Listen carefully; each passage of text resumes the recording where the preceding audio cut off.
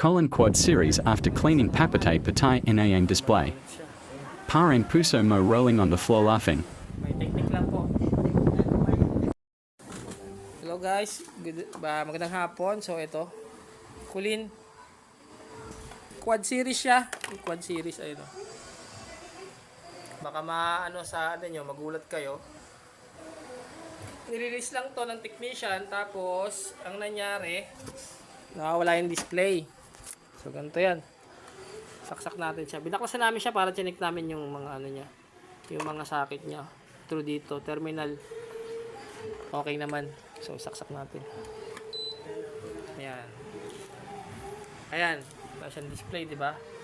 Tapos pag nire-remote natin siya, patay yan. Ayan. Malabas. Ayan, may display oh. Pero ang problema, ayan, nawawala. Nawawala yung display niya.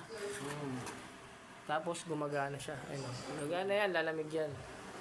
So ito, hindi siya nakakatakot kasi makikita mo lang ba siya sa manual. Reviewin nyo lang yung manual. As usually, ganda ng mga aircon. Sa remote din pala yung sikreto niya.